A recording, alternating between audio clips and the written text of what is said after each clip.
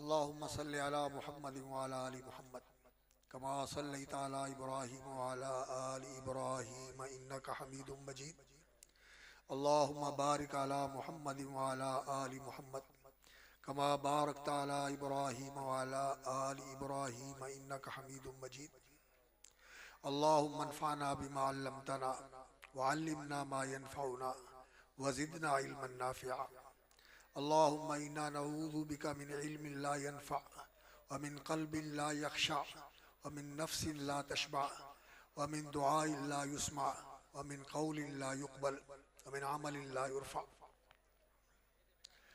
سبحانك لا علم لنا إلا ما علمتنا إنك أنت العليم الحكيم. فضیلت مآب علماء، مشائخ، اساتذہ، دعات، خطباء اور ائمہ مساجد اور بہت ہی محترم اور مکرم عزیز طلباء، بالخصوص یہ خوش نصیب جنہوں نے 7 سالہ درس نظامی کا عرصہ مکمل کیا ہے، قرآن اور حدیث کی تعلیم حاصل کی ہے اور انہوں نے سبقاً صحیح بخاری پڑھی ہے اور دوسری حدیث کی کتابیں پڑھی ہیں، اور آج وہ اس محفل کے اندر، اس مجلس کے اندر شریک ہیں جو ان کی تکریم اور اعزاز کے لیے منعقد ہوئی ہے. اور اسی حوالے سے آخری باب اور آخری حدیث اور صحیح بخاری اور امام بخاری کے متعلق چند طالب علمانہ گزارشات کرنے کا اللہ رب العزت نے موقع نصیب فرمایا ہے. اللہ رب العزت سے دعا ہے کہ اللہ رب العزت ہمیں ان خوش نصیبوں میں شامل فرمائے جو علم کی مجلس میں آتے ہیں، ذکر اور نصیحت کی مجلس میں آتے ہیں، طالب بن کے اور تمنا لے کے کہ کوئی بات اللہ اور اس کے رسول کی ہم تک پہنچے اور ہم اس کو اپنے دل میں اتار لیں اور اپنی زندگی کا معمول بنا لیں، تو انشاءاللہ العزیز یہ چیز ہماری نجات کا ذریعہ بن جائے. ایسی مجلسوں میں اور ایسی محفلوں میں جب انسان آئے تو فائدہ حاصل کرنے کے لیے آنا چاہیے.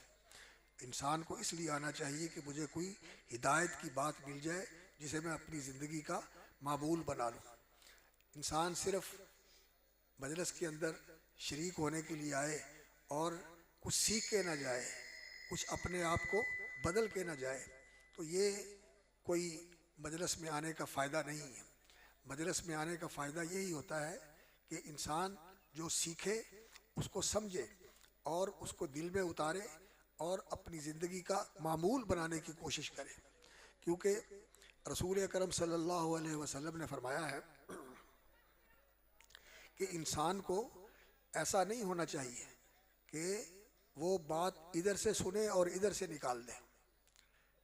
صحیح سننے کا طریقہ یہ ہوتا ہے کہ انسان کان لگا کر سنے، خاموشی کے ساتھ سنے اور پھر اس کو دل میں اتارے اور اللہ رب العزت سے توفیق مانگے کہ یا اللہ اس پر عمل کرنے کی سعادت نصیب فرما اور یا اللہ اس کو میری زندگی کا معمول بنا دے. اس لیے انسان کو ان مجلسوں کے اندر شریک ہونا چاہیے. اور یہ مجالس معمولی مجالس نہیں ہیں. اللہ تعالیٰ کے فرشتے ان علم کی، ذکر کی اور نصیحت کی مجلسوں کو گھیر لیتے ہیں. یہ سارے جتنے یہاں بیٹھے ہوئے ہیں سب کو فرشتوں نے گھیرے میں لیا ہوا ہے، اور فرشتوں کے پرے اور پروں کے اوپر اور پرے یہ آسمان تک پہنچ جاتے ہیں. اور جب اس طرح کی مجلس برخاست ہوتی ہے تو اللہ رب العزت کے فرشتے جو نکلنے کا راستہ ہوتا ہے وہاں کھڑے ہو کر ان کو بشارت دیتے ہیں. جیسے رسول اللہ صلی اللہ علیہ وسلم نے فرمایا کہ وہ فرشتے کہتے ہیں کہ خوش ہو جاؤ، اللہ رب العزت نے تمہارے گناہ معاف کر دیے. خوش ہو جاؤ، اللہ رب العزت نے تمہارے گناہ معاف کر دیے اور تمہارے گناہوں کے بدلے اللہ رب العزت نے تمہیں نیکیاں عطا فرما دی. ان کو اللہ تعالیٰ نے گناہوں کو نیکیوں سے بدل دیا. تو یہ سعادتیں ان مجلسوں میں آنے کے لیے انسان کو حاصل ہوتی ہیں. ان مجلسوں میں آنے کی وجہ سے انسان کو حاصل ہوتی ہے. تو انسان ان بشارتوں کا مستحق بنے اور دین سیکھنے کے لیے آئے اور پھر اس پر عمل کرنے کا جذبہ انسان کے اندر پیدا ہو اور انسان یہ سبق لے کے جائے کہ میں نے اس کو زندگی کا معمول بنانا ہے. اور رسول اکرم صلی اللہ علیہ وسلم کی وہ حدیث میں آپ کو سنانا چاہتا ہوں. آپ صلی اللہ علیہ وسلم نے فرمایا ویل لاقماء القول، ان لوگوں کے لیے تباہی اور بربادی ہے، اقماء القول جو باتوں کے لیے اقماء ہوتے ہیں، اقماء کم ان کی جمع ہے۔ آپ کو معلوم ہے کہ کوئی کرستر یا کوئی بوتل، اس کے اندر کوئی چیز ڈالنی ہو تو اس کے اوپر ایک کھلے منہ والی جو نیچے سے تنگ ہوتی ہے اور اوپر سے منہ کھلا ہوتا ہے، جس کو ہم اپنی زبان میں پیک کہتے ہیں، اور اردو میں اسے قیف کہتے ہیں، اور انگریزی میں اسے فنل کہتے ہیں، اور عربی میں اسے قمعون کہتے ہیں۔ سمجھ میں آ گئی ہوگی آپ کے کہ اوپر سے کھلی ہوتی ہے، نیچے سے ذرا تنگ ہوتی ہے، اور بوتل کے اوپر رکھ کے اس پہ پانی یا تیل یا گھی یا جو بھی چیز ڈالی جاتی ہے وہ بوتل کے اندر چلی جاتی ہے۔ اور اس کی جو یہ کیف ہوتی ہے یا جو پیک ہوتی ہے، یہ ساری اوپر خالی رہتی ہے، اس پہ آیا نکل گیا، آیا نکل گیا، آیا نکل گیا، اس کے اندر کچھ نہیں رہتا۔ آپ صلی اللہ علیہ وسلم نے فرمایا نصیحت کی بات کو، اللہ اور اس کے رسول کی بات کو ایسے نہیں سننا چاہیے کہ ادھر سے سنے اور ادھر سے نکل جائے، ایسے نہیں سننا چاہیے۔ ویل لاقماء القول، جو دین کی بات، نصیحت کی بات، علم کی بات اور ہدایت کی بات کو سنتے ہیں، ادھر سے سنتے ہیں ادھر سے نکال دیتے ہیں، اور ان کے دل میں کوئی چیز نہیں رہتی۔ تو رسول اکرم صلی اللہ علیہ وسلم نے فرمایا کہ ان کے لیے بربادی ہے، ان کے لیے ہلاکت ہے۔ پوچھا گیا کون ہیں یہ لوگ؟ فرمایا الذین یصرون علی ما یفعلون وهم یعلمون، یہ وہ لوگ ہیں کہ ان کے اندر تبدیلی نہیں آتی، یہ سنتے ہیں کہ اللہ کا یہ حکم ہے اس کو پورا کرو، اللہ نے اس چیز سے روکا ہے اس سے باز رہو، سنتے ہیں اور پھر جانتے بھی ہیں کہ یہ چیز لازم ہے، ضروری ہے، اس کو کرنا چاہیے، یہ حرام ہے، ممنوع ہے، محظور ہے، اس سے بچنا چاہیے، جانتے ہیں، لیکن پھر اس کی مخالفت کرتے ہیں۔ یصرون علی ما یفعلون، جو ان کا وتیرہ ہے، جو ان کا عمل ہے، جو ان کا کردار اور رویہ ہے وہ نہیں بدلتا، ویسے کا ویسا رہتا ہے۔ جو کوتاہیاں ہیں، جو غفلتیں ہیں، جو سستیاں ہیں، جو زیادتیاں ہیں، یہ ساری جو کی تو رہتی ہیں، اور وہ جانتے بھی ہیں، سنا بھی ہوتا ہے کہ کسی پر ظلم نہیں کرنا چاہیے، کسی کا حق نہیں دبانا چاہیے، کسی کے ساتھ زیادتی نہیں کرنی چاہیے، کسی کی غیبت نہیں کرنی چاہیے، کسی کو برا نہیں کرنا چاہیے، کسی کو گالی نہیں دینی چاہیے، سنتے ہیں یہ اور جانتے ہیں کہ نہیں کرنا چاہیے، لیکن پھر اس طرح کیے جاتے ہیں۔ تو میرے بھائیوں، انسان کی زندگی ایسی نہیں ہونی چاہیے کہ مجلسوں میں آئے صرف میلہ دیکھنے کے لیے، ملنے ملانے کے لیے نہیں، سیکھنے کے لیے آئے اور اللہ سے توفیق مانگے کہ یا اللہ اس کو میری زندگی کا معمول بنا دے، جو اب کرنے کا کام ہے میں اس کو کروں اور جو چھوڑنے کا کام ہے وہ اس کو چھوڑ دوں۔ تو اللہ رب العزت پھر ایسے لوگوں کے اوپر مہربان ہوتے ہیں اور اللہ تعالیٰ ان کو نواز دیتے ہیں۔ تو اللہ تعالیٰ سے ہم دعا کرتے ہیں کہ ہمارا ان مجلسوں میں آنا طالب علم کا آنا ہو، طالب خیر کی بات سن کے سیکھنے والا، جاننے والا، اور جو کہنے والے ہیں ان کا بھی یہی ذہن ہونا چاہیے کہ اللہ رب العزت ہمیں توفیق عطا فرمائے کہ جو ہم کہہ رہے ہیں اللہ تعالیٰ ہمیں اس کے اوپر خود بھی عمل کرنے کی توفیق عطا فرمائے۔ اور یہ جو حدیث اور آخری باب کی قرات کی ہے بیٹے نے، کیا نام ہے آپ کا؟ عبد المجید بیٹے نے بات اپنا قرات کی ہے اس کی، یہ جامع الصحیح المسند المختصر من حدیث رسول اللہ صلی اللہ علیہ وسلم و سننہ و ایامہ، یہ کتاب ہے جس کا یہ نام ہے، حدیث کی عظیم ترین کتاب ہے۔ اور حدیث کی کتابوں میں جو اس کا مقام اور مرتبہ ہے وہ ایسے ہی ہے کہ جس طرح اللہ رب العزت نے قرآن مجید کو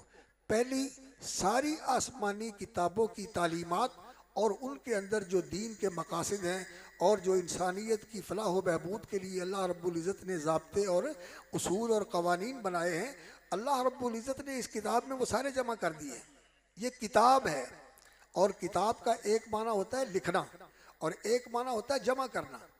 کتاب کا ایک معنی ہوتا ہے لکھنا، جیسے انسان قلم کے ساتھ لکھتا ہے، اس کو کتابت کہتے ہیں، اور اسی طرح کسی چیز کو جمع کرنا جیسے کتیبت، ایک لشکر جو سپاہیوں کے اوپر مشتمل ہوتا ہے اور اس کو اکٹھا کر کے کسی مہم کی طرف، کسی مہم کے لیے روانہ کیا جاتا ہے، اس کو کتیبہ کہا جاتا ہے، اور اس کی جمع کتائب ہوتی ہے، تو اس کے اندر اجتماع ہے۔ تو یہ لکھی گئی بھی ہے، یہ لوح محفوظ میں بھی لکھی ہوئی ہے، اور یہ ہمارے پاس بھی لکھی ہوئی ہے، ہمارے پاس مصاحف کی صورت میں لکھی ہوئی ہے۔ اور یہ کتاب جیسے لوح محفوظ میں لکھی ہوئی ہے، اسی طرح یہ یہاں ہمارے پاس مصاحف کے اندر بھی لکھی ہوئی ہے، اور اسی طرح یہ قرآن مجید پہلی ساری آسمانی کتابوں کی جو تعلیمات تھی اور جو انسانوں کی رہنمائی کے لیے اور انسانوں کی سعادت کے لیے، دنیاوی اور اخروی بلائی کے لیے، فوز و فلاح کے لیے جو چیزیں ضروری تھیں اللہ رب العزت نے وہ ساری اس کتاب میں جمع کر دی ہیں. جیسا کہ اللہ رب العزت نے فرمایا وَإِنَّهُ لَفِي زُبُرِ الْأَوَّلِينَ کہ یہ کتاب پہلے صحیفوں کے اندر موجود ہے، اس کا تذکرہ بھی موجود ہے اور اس کی تعلیمات بھی موجود ہے. یہ کوئی انوکھی کتاب نہیں ہے. اس سے پہلے جو کتابیں آئی ہیں وہ بھی انہی تعلیمات کی حامل تھی جو قرآن مجید میں ہیں. تو قرآن مجید جس طرح پہلی ساری کتابوں کی تعلیمات کا جامع ہے،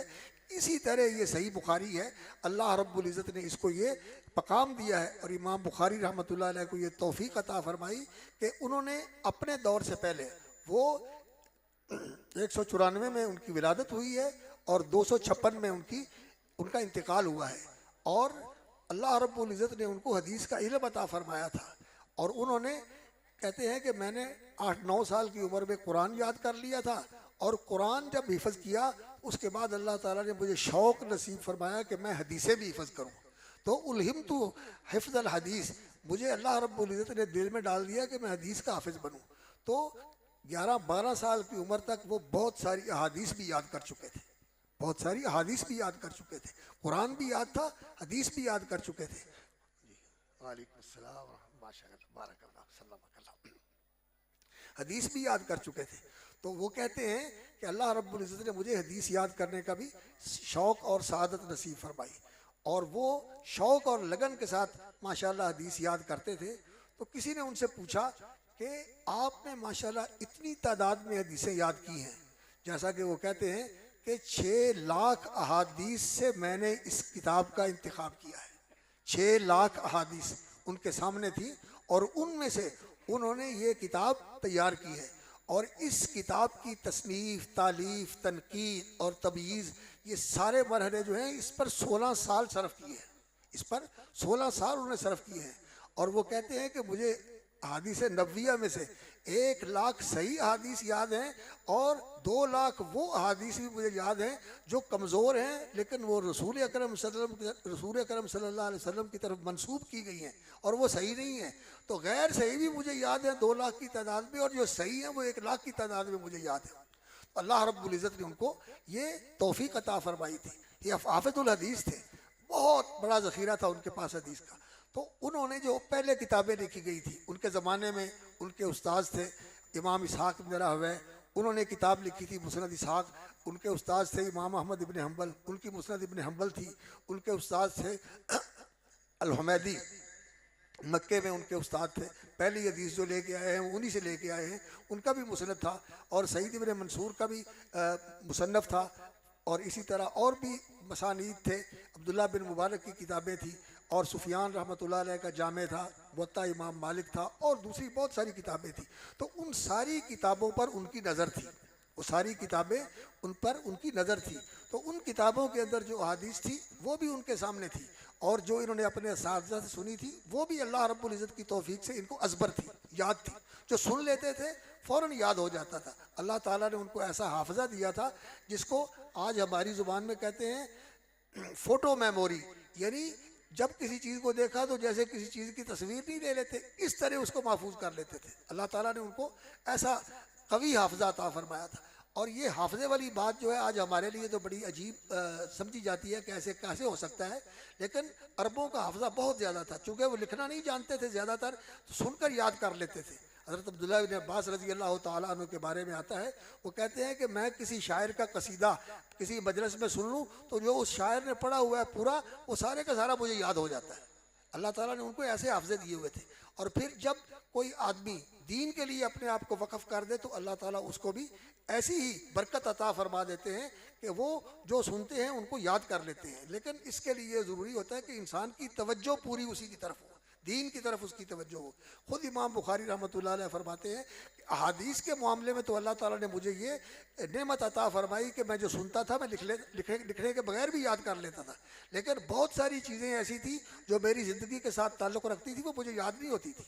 کہتے ہیں کہ میرے گھر سے جو خط آتا تھا اور پھر میں اس کا جواب دیتا تھا، تو اس خط کے اندر میں نے جو اپنے رشتہ داروں کو سلام لکھنا ہوتا تھا تو کئیوں کے نام مجھے یاد نہیں آتے تھے، ان کے نام بھول جاتا تھا. تو ان کا میں کہہ دیتا تھا کہ دوسرے چارے رشتہ دار ہیں ان کو میرا سلام پہنچا دیں، تو ان کے نام نہیں یاد کر پاتا. لیکن حدیث کے معاملے میں کہتے ہیں اس کی جتنی اسانید ہیں حدیث کی، ان اسانید کے جو راوی ہیں وہ بھی جانتا ہوں، ان کا نسب بھی جانتا ہوں، ان کی نسبت بھی جانتا ہوں کس علاقے کے ہیں، ان کے اساتذہ کا بھی پتہ ہے اور ان کے شاگردوں کا بھی پتہ ہے، اور جتنی احادیث میرے علم میں ہیں، جو رسول اکرم صلی اللہ علیہ وسلم کی احادیث ہے وہ تو حجت ہیں، اور جو صحابہ کے اقوال ہیں، جو تابعین کے اقوال ہیں، اتباع التابعین کے، تبع الاتباع کے، ائمہ مجتہدین کے، فقہائے محدثین کے جو اقوال اور فتاوی میرے سامنے ہیں، تو ان سب کے بارے میں مجھے علم ہے کہ یہ ان کے راوی ہیں، ان کے حالات کیا ہیں، اور یہ جو متن ہے، یہ جو فتویٰ ہے، یہ جو بات ہے، اس کا ماخذ اور اصل کیا ہے، قرآن میں کیا ہے اور حدیث میں کیا ہے، یہ بھی اللہ کی توفیق سے مجھے یاد ہے۔ تو جس چیز کے اوپر انسان محنت کرے، اللہ رب العزت اس کے دروازے کھول دیتا ہے۔ جب کوئی انسان کسی چیز کے اوپر محنت کرتا ہے اور اس کا سچا طالب ہوتا ہے تو اللہ تعالیٰ اس کے لیے دروازے کھول دیتا ہے۔ تو یہ بیٹا میں آپ کی توجہ کے لیے کہہ رہا ہوں کہ آپ کو دین کا ایسا طالب علم بننا چاہیے کہ طلب علم اور اتقان علم اور رسوخ فی العلم کے علاوہ انسان کے سامنے کوئی اور مقصد نہ ہو۔ اللہ رب العزت سے دعا کرے کہ یا اللہ مجھے اس طرح کا علم و فہم نصیب فرما اور اس طرح دین کے اندر فقاہت نصیب فرما جیسے ہمارے پیش رو تھے، جیسے ہمارے سلف تھے۔ وہ تو بہت پہلے کی بات ہے، امام بخاری رحمۃ اللہ علیہ، حضرت ابو ہریرہ رضی اللہ تعالیٰ عنہ، عبداللہ ابن عمر رضی اللہ تعالیٰ عنہ، امام مالک رضی اللہ تعالیٰ عنہ، امام شافعی اور امام احمد ابن حنبل۔ آج بھی ہمارے دور میں ایسے لوگ موجود ہیں جو علم کے اوپر توجہ دیتے ہیں اور اللہ تعالیٰ کی توفیق سے وہ بہت کچھ یاد کر لیتے ہیں، بہت کچھ حفظ کر لیتے ہیں۔ تو آپ لوگوں کو بھی علم کے اوپر محنت کرنی چاہیے، اور یہ جو آپ نے پڑھا ہے یہ نہ سمجھے کہ سارا کچھ ہم نے پڑھ لیا ہے۔ ہمارے بڑے حافظ صاحب رحمۃ اللہ علیہ، حافظ گوندلوی رحمۃ اللہ علیہ فرمایا کرتے تھے کہ آپ لوگوں نے تو اس عرصے کے اندر یہ 7-8 سال کا جو دورانیہ ہے اس میں پڑھنے اور سمجھنے اور جاننے کا طریقہ سیکھا ہے۔ یہ آپ کو چابیاں دی ہیں علم کے خزانوں کی، یہ چابیاں آپ نے لگانی ہیں اور علم کے خزانوں کو کھولنا ہے، اور مطالعے کے ساتھ اور مراجعہ کے ساتھ اور خاص طور پر تدریس کے ساتھ آپ نے اس علم کو پھر پختہ کرنا ہے، اتقان کرنا ہے، اس علم کا رسوخ پیدا کرنا ہے، اس کے اندر پختگی اور پوری طرح تمکن، اور اس پر پوری طرح اپنی گرفت مضبوط کرنی ہے، اور پھر اس کو اپنا عمل بھی بنانا ہے اور آگے اس کو پہنچانا بھی ہے۔ تو اللہ تعالیٰ آپ کو عالم بعمل بنائے اور اس علم کے اندر رسوخ اور فقاہت نصیب فرمائے۔ اور میں آپ حضرات سے یہ عرض کرنا چاہتا ہوں کہ انسان کو علماء کے ساتھ محبت رکھنی چاہیے، علماء کا احترام کرنا چاہیے، علماء کے ساتھ بہت ہی زیادہ تکریم کا اور محبت کا اور ان کی عزت افزائی کا معاملہ رکھنا چاہیے۔ رسول اکرم صلی اللہ علیہ وسلم نے فرمایا ہے لیس منا من لم یعرف لعالمنا، جو ہمارے عالم کا مقام نہیں جانتا اور اس مقام کے مطابق جو اس کا حق ہے وہ نہیں مانتا، حق نہیں ادا کرتا اس کا، تو نبی صلی اللہ علیہ وسلم نے فرمایا کہ وہ ہم میں سے نہیں، وہ ہم میں سے نہیں ہے، لیس منا۔ آپ صلی اللہ علیہ وسلم نے فرمایا وہ ہماری جماعت سے نکل گیا۔ تو یہ علماء جو ہوتے ہیں یہ رسولوں کے نبیوں کے وارث ہوتے ہیں۔ رسول اکرم صلی اللہ علیہ وسلم نے فرمایا العلماء ورثۃ الانبیاء، اور جو علماء ہیں ان کو بھی پھر اس بات کا خیال رکھنا چاہیے کہ ہمیں رسول اکرم صلی اللہ علیہ وسلم نے اپنا وارث کہا ہے، تو نبی صلی اللہ علیہ وسلم کا علم، نبی صلی اللہ علیہ وسلم کا خلق اور نبی صلی اللہ علیہ وسلم کا رویہ، نبی صلی اللہ علیہ وسلم کا سلوک، آپ صلی اللہ علیہ وسلم کی سیرت، آپ صلی اللہ علیہ وسلم کی سنت، آپ صلی اللہ علیہ وسلم کا تعامل، آپ صلی اللہ علیہ وسلم کا سلوک اور برتاؤ، یہ ساری چیزیں ہمارے اندر آنی چاہیے۔ ہمیں ایسا عالم بننا چاہیے کہ ہماری زندگی کے اندر رسول اکرم صلی اللہ علیہ وسلم کی زندگی کی جھلک نظر آئے، جیسا کہ رسول اکرم صلی اللہ علیہ وسلم نے فرمایا ان الہدی الصالحہ والسمت الصالحہ جزء من 24 جزءا من النبوہ، انسان کا رہنا سہنا، اس کا چلنا، اس کا برتاؤ، اس کا سلوک، اس کا رویہ، یہ ہے الہدی، والسمت اس کا لباس، اس کی وضاقتہ، اس کا اٹھنا بیٹھنا، اور اس کا دنیا کے اندر جو اس کا سراپا ہے، اس کے اوپر بھی رسول اکرم صلی اللہ علیہ وسلم کے نقش نظر آنا چاہیے۔ آپ صلی اللہ علیہ وسلم کے زندگی کا عکس اس کے اندر دکھائی دینا چاہیے۔ انسان کے اندر تواضع ہو، انسان کے اندر وقار ہو، انسان کے اندر یہ ہو کہ انسان جو باتیں کرنے والے ہیں وہاں ان کے ساتھ فضول باتیں نہ کرے، جو بہت زیادہ لغو قسم کی مجلسیں ان کے اندر شریک نہ ہو، اور انسان اپنی زبان پر بھی کنٹرول کرے، اپنی آنکھوں پر بھی، اپنے دل پر بھی اور اپنے کان پر بھی کنٹرول کرے۔ یہ ساری چیزیں پاک رہیں، صاف رہیں، تاکہ اس علم کا نور جو ہے وہ انسان کے اندر اتر جائے اور یہ نور انسان کی زندگی کا حصہ بن جائے، پھر قبر بھی منور ہو جائے اور معاشر میں بھی اسی نور کی روشنی میں جو ایمان کی روشنی ہوگی انسان نے سفر کرنا ہے۔ اس دن ہر ایک کا نور اس کے ساتھ ہوگا اور ایک کا نور دوسرے کے لیے فائدہ نہیں ہوگا۔ یسعی نورہم من بین ایدیہم ومن ایمانہم وعن شمائلہم، ان کا نور ان کے آگے آگے چلے گا، اور جو اس نور سے خالی ہوں گے وہ کہیں گے ہمیں بھی اپنے ساتھ لے چلو، تو وہاں کہا جائے گا ارجعوا وراءکم فالتمسوا نورا، پیچھے پلٹ جاؤ وہاں سے نور لے کے آؤ، یہاں نور کسی کا کام نہیں آئے گا۔ تو ہماری زندگی نورانی زندگی ہونی چاہیے۔ تو امام بخاری رحمۃ اللہ علیہ اپنے دور میں ایسے ہی تھے۔ اللہ رب العزت نے ان کے والد ماجد بھی بڑے نیک پرہیزگار تھے۔ جب فوت ہونے لگے تو انہوں نے اپنے شاگرد کو، اپنے ساتھی کو، ابو افضل کبیر کو بلایا اور اسے کہا کہ الحمدللہ میں نے جو مال کمایا ہے اور میں چھوڑ کے جا رہا ہوں، اس کے اندر ایک درہم بھی ایسا نہیں ہے کہ اس کے ساتھ انسان کو شبہ ہو کہ پتہ نہیں جائز ہے یا ناجائز ہے۔ حرام ہونا تو دور کی بات ہے، شبہ والا بھی ایک درہم نہیں ہے۔ امام بخاری رحمۃ اللہ علیہ کے والد محدث تھے، امام مالک کا زمانہ پایا، عبداللہ بن مبارک سے ان کی ملاقات ہوئی اور ان کا تذکرہ بھی امام بخاری نے تاریخ الکبیر میں کیا ہے۔ امام بخاری رحمۃ اللہ علیہ کا جو نام تھا وہ محمد تھا، اور ان کے والد کا نام اسماعیل تھا، اور دادا کا نام ابراہیم تھا، اور امام بخاری رحمۃ اللہ علیہ کی جو کنیت تھی وہ ابو عبداللہ تھی، اور جوفی البخاری یہ ان کی نسبت ہے۔ جوفی اس وجہ سے کہ جو یمان الجوفی بخارے کے علاقے کا سربراہ تھا، اور جو ان کے پردادا تھے وہ اس کے ہاتھ پہ ایمان لائے، تو اس وجہ سے اس وقت جو کسی کے توسط سے مسلمان ہوتا تھا تو اس کے خاندان کی طرف اس کو نسبت کر دیتے تھے۔ یہ ولاء الاسلام ہے، اسلام لانے کا یہ ذریعہ بنا ہے۔ باقی ان کا جو شہر تھا یہ بخارا تھا، ازبکستان کا یہ بڑا مشہور شہر ہے سمرقند اور بخارا، آج بھی یہ بڑے خوبصورت شہر ہیں، لیکن اس زمانے میں یہ علم کا مرکز تھے۔ یہ علم حدیث کا اور علم تفسیر کا اور دوسرے اسلامی علوم کے بہت بڑے بڑے مرکز تھے، اور بڑے بڑے عظیم لوگ جو ہیں وہ یہاں سے پیدا ہوئے۔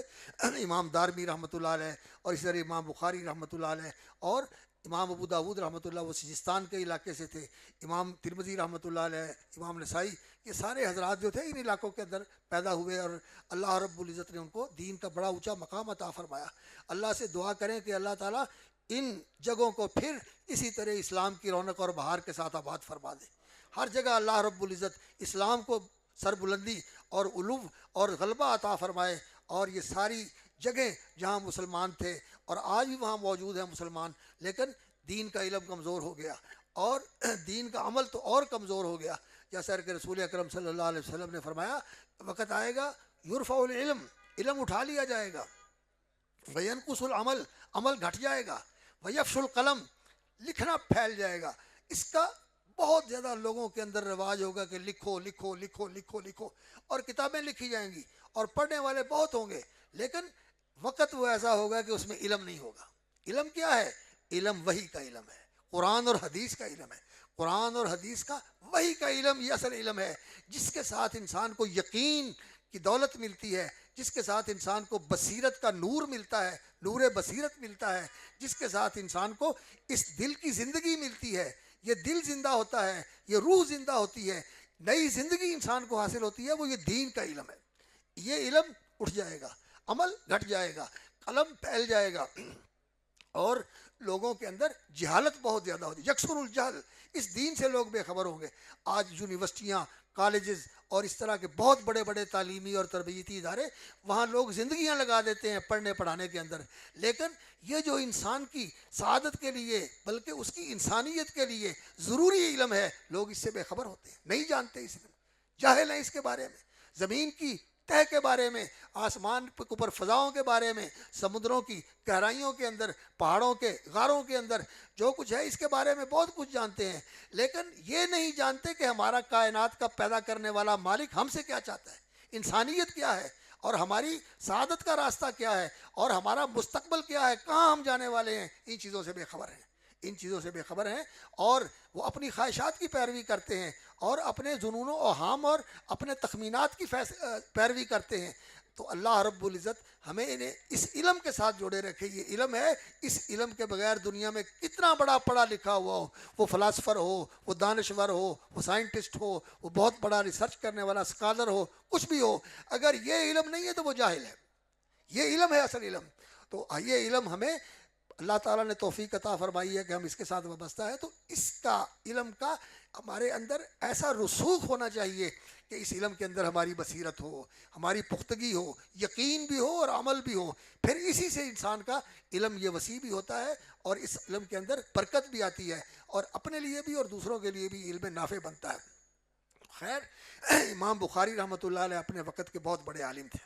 ان کے والد بھی بہت عالم تھے اور محدث تھے، اور ان کی والدہ ماجدہ تو بہت ہی صالحہ خاتون تھی. جیسا کہ ان کی زندگی کے اندر ایک مرحلہ ایسا آیا کہ بچپن میں آنکھیں کمزور ہو گئی، بینائی بہت ڈم ہو گئی، کمزور ہو گئی. تو والدہ نے دعا کی کہ اللہ، میں نے تو اس بیٹے کو دین کے لیے وقف کیا ہے، تو یا اللہ تو اس پر رحمت فرما دے، اس کی نظر بحال کر دے. تو کہتے ہیں کہ ان کو حضرت ابراہیم علیہ السلام کی دعا، حضرت ابراہیم علیہ السلام خواب میں ان کو ملے اور انہوں نے ان کو بشارت دی کہ اللہ رب العزت نے تیری دعاؤں سے اور تیرے الہا اور تضرع سے تیرے بیٹے کی بینائی بحال کر دی ہے. تو صبح اٹھے تو ماشاءاللہ ان کی جو بینائی تھی اور ان کی جو بصارت تھی وہ بحال ہو چکی تھی.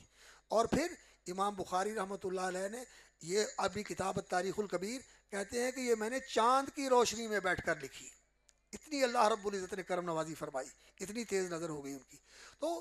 والدہ بھی بڑی صالحہ خاتون تھی اور والد صاحب بھی بڑے صالح خاتون تھے، اور ان کے ایک بھائی احمد بھی تھے، اور امام بخاری کا نام ابو عبداللہ محمد بن اسماعیل تھا. وہ محمد تھے اور ان کے بھائی بڑے احمد تھے. تو خاندان جو تھا وہ علمی اور نیک خاندان تھا. تو یہ کسی کا خاندان اچھا ہو، نیک ہو، یہ تو بڑی سعادت کی بات ہے. لیکن اللہ رب العزت کی یہ بڑی عجیب شان ہے اور اللہ تعالیٰ کی سنت ہے کہ یخرج الحی من المیت. کئی لوگ بیچارے علمی اعتبار سے کچھ نہیں ہوتے، لیکن ان کی اولاد کو اللہ تعالیٰ دین کا بہت بڑا عالم بنا دیتا ہے اور اللہ تعالیٰ ان سے دین کا بہت زیادہ کام لیتا ہے. تو اس ہماری تاریخ کے اندر ایسے بہت سارے لوگ ہیں کہ والدین جو ہیں وہ بیچارے سیدھے سادے دیہاتی لوگ ہیں، لیکن بیٹا اللہ تعالیٰ کی توفیق سے بہت بڑا عالم بن جاتا ہے. تو امام بخاری رحمۃ اللہ علیہ اس کتاب کے مصنف ہیں، اور امام بخاری کے اساتذہ نے،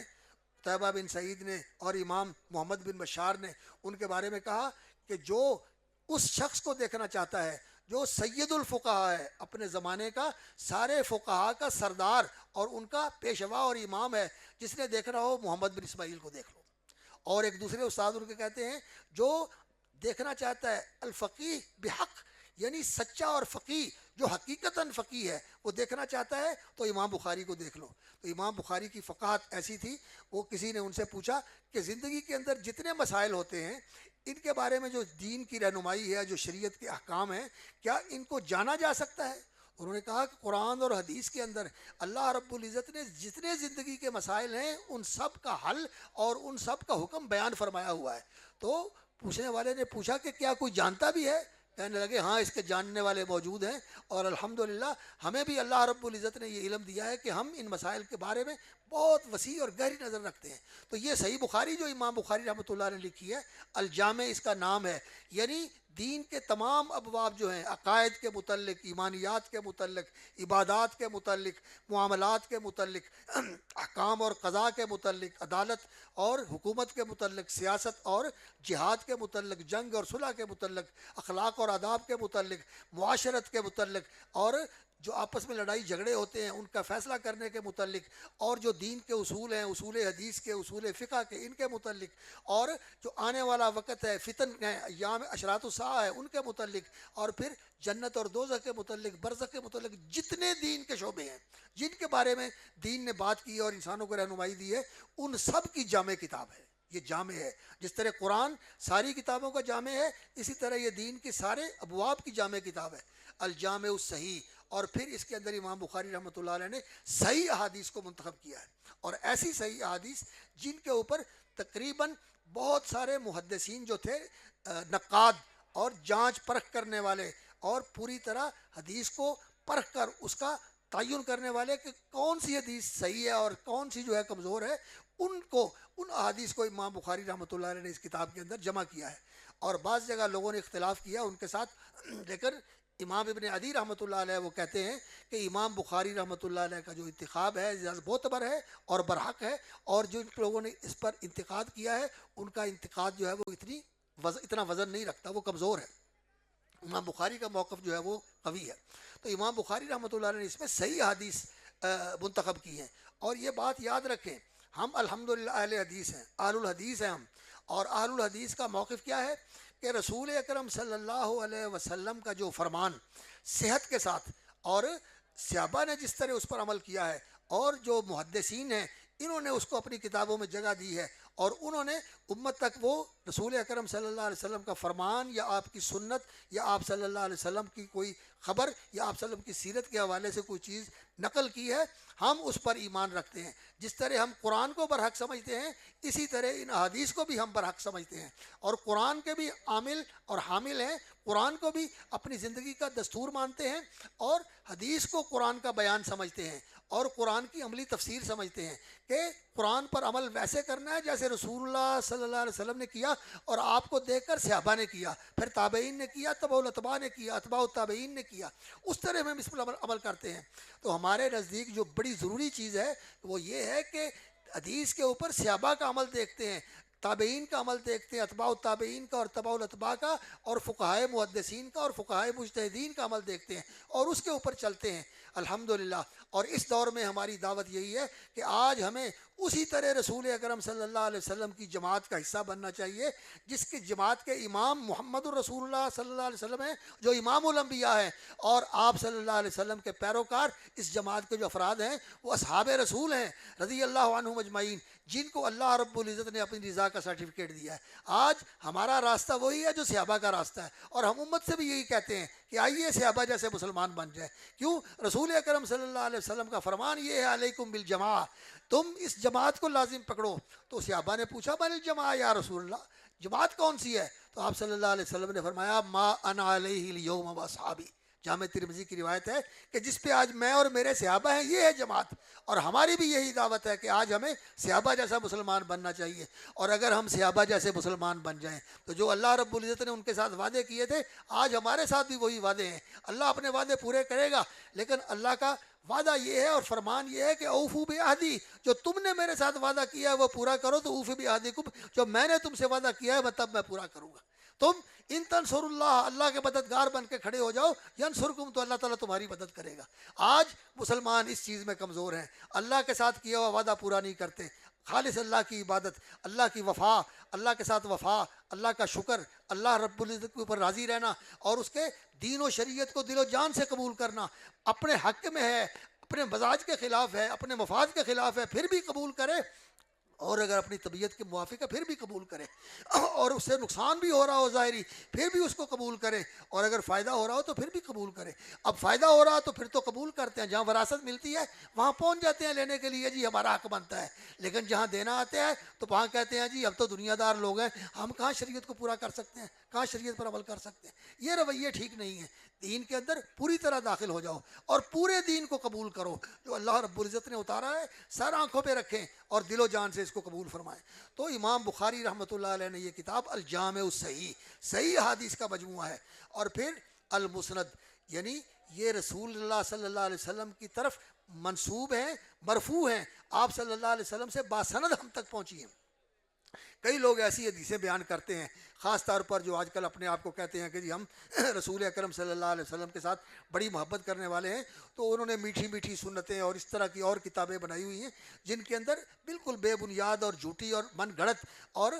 بالکل بے اصل چیزیں جو ہے وہ رسول اکرم صلی اللہ علیہ وسلم کی ذات گرامی کی طرف منسوب کر دی ہیں۔ وہ حدیثیں نہیں ہیں، حدیث ہو مسند، معتبر اور مصدقہ تو پھر انسان اس کو مانے، اور اگر مصدقہ نہیں ہے تو پھر رسول اکرم صلی اللہ علیہ وسلم نے فرمایا ہے من حدث عنی بحدیث یرا انہ کاذب، جو میری طرف سے کوئی ایسی حدیث بیان کرتا ہے جس کے بارے میں یہ دیکھا جاتا ہے، جانا جاتا ہے کہ یہ جھوٹ ہے، فہو احد الکاذبین، تو جھوٹوں میں سے ایک یہ بھی جھوٹا ہے۔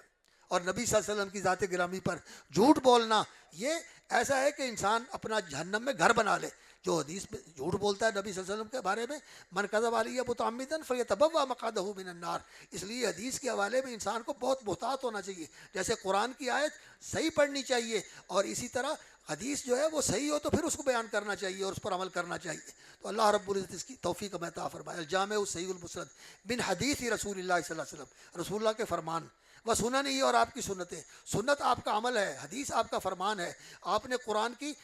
تعلیم دی ہے، احادیث کے اندر وہ بھی بیان ہے، اور جس پر عمل کیا ہے وہ سنت ہے، وہ بھی قرآن کا بیان ہے. جیسا کہ جو قرآن مجید میں بتایا گیا ہے، رسول اکرم صلی اللہ علیہ وسلم نے پوری طرح اسی کے اوپر عمل کیا ہے. وَاتَّبِعْ مَا يُوحَىٰ إِلَيْكَ مِن رَبِّكَ، جو اللہ کی طرف سے آپ پر وحی کیا گیا ہے اس کی پیروی کریں، اس کے مطابق چلیں. تو رسول اکرم صلی اللہ علیہ وسلم کا عمل بھی وحی پر تھا، اور جو کہتے تھے وہ بھی وحی تھا. مَا يَنطِقُ عَنِ الْهَوَىٰ إِنْ هُوَ إِلَّا وَحْيٌ يُوحَىٰ. آپ صلی اللہ علیہ وسلم کی زبان سے جو بات نکلتی ہے دین کے حوالے سے، شریعت کے حوالے سے، اللہ کی عبادت کے حوالے سے، وہ اللہ کی وحی کے اوپر ہوتی ہے، وہ اللہ کی وحی کی روشنی میں ہوتی ہے. آپ صلی اللہ علیہ وسلم کی بات دین کے معاملے میں غلط نہیں ہو سکتی.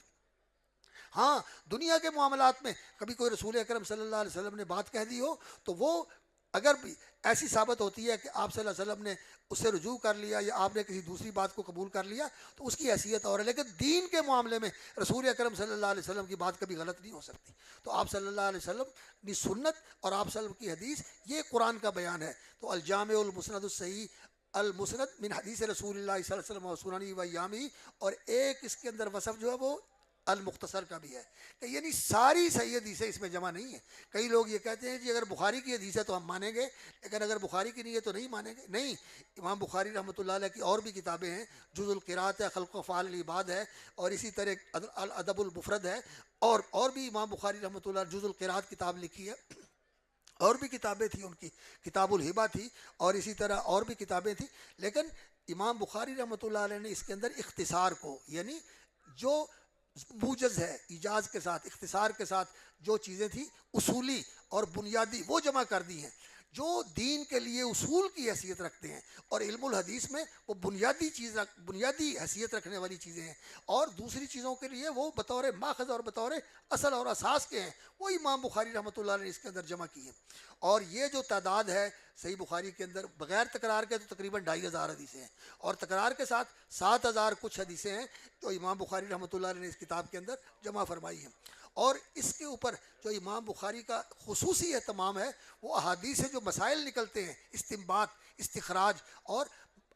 اس سے مستفاد ہونے والے مسائل، وہ امام بخاری نے ابواب کی صورت میں، عناوین کی صورت میں کتاب ذکر کرتے ہیں. جیسے پہلے کتاب ہے کتاب بدل وحی، اور اس کے بعد ہے پھر کتاب الایمان، اس کے بعد ہے پھر کتاب العلم. تو یہ کتاب کا عنوان قائم کرتے ہیں. اور یہ جو کتابیں ہیں صحیح بخاری کے اندر، یہ بعض نسخوں کے مطابق تو 97 ہیں، اور بعض نسخوں کے مطابق 100 کتاب ہے. اور کوئی بھی حدیث کی کتاب ہو یا فقہ کی کتاب ہو، ان کے اندر کتابوں کی اتنی تعداد نہیں ہے.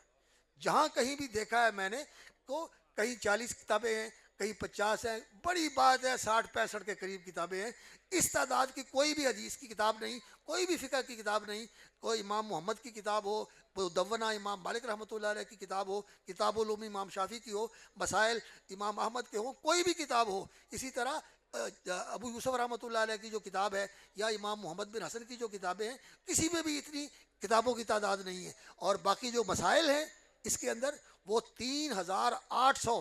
کچھ ابواب ہیں جو امام بخاری رحمۃ اللہ علیہ نے کتابوں کے اندر بیان فرمائے ہیں. اور جو احادیث ہیں وہ متعدد مقامات پر بڑی تکرار کے ساتھ ان احادیث کو ذکر کرتے ہیں. ان سے مسائل اخذ کرنے کے لیے بہت سارے مسائل ہیں. بلکہ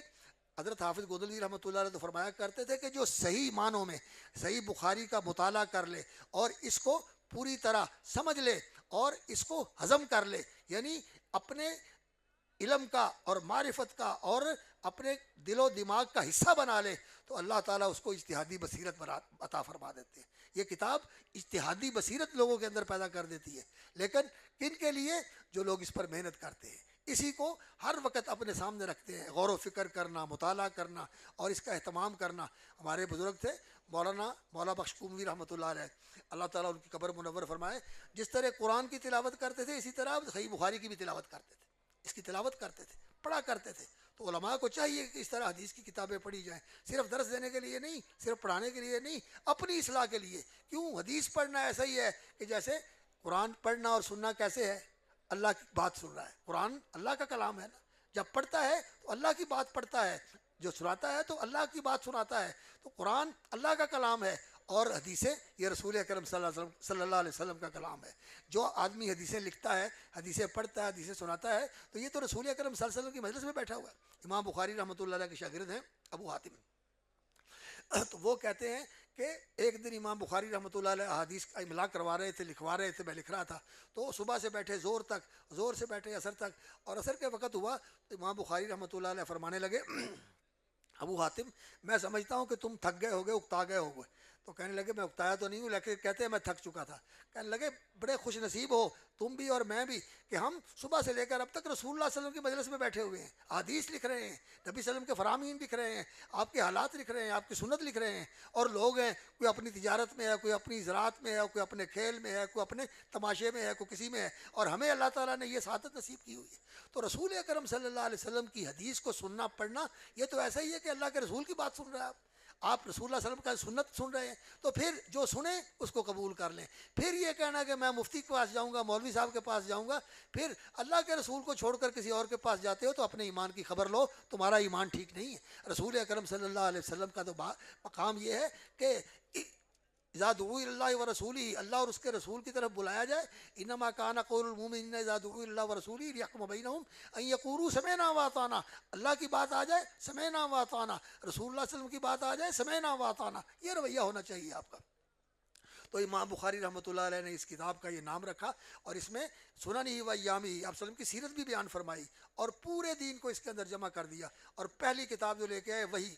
اس کے اوپر یہ بتایا کہ وہی اللہ کی طرف سے جو چیز بتائی جاتی ہے، کبھی دل میں ڈال دی جاتی ہے، کبھی فرشتہ لے کے آتا ہے، اور کبھی اللہ رب العزت لکھی ہوئی دے دیتے ہیں، جیسے موسیٰ علیہ السلام کو اللہ رب العزت نے لوح الواح عطا فرمائی تھی، تورات لکھی ہوئی تھی تختیوں کے اوپر، موسیٰ علیہ السلام کو عطا فرمائی تھی۔ لیکن رسول اکرم صلی اللہ علیہ وسلم کو اللہ رب العزت نے یہ کتاب عطا فرمائی کہ نزل بہ الروح الامین علی قلبک لتکون من المنذرین۔ یہ روح الامین جبرائیل امین علیہ السلام کتاب کو لے کے آئے، قرآن کو لے کے آئے، آپ صلی اللہ علیہ وسلم کے قلب اطہر پر اتارا، نزل بہ الروح الامین علی قلبک لتکون من المنذرین، اور اللہ نے آپ کو پڑھایا،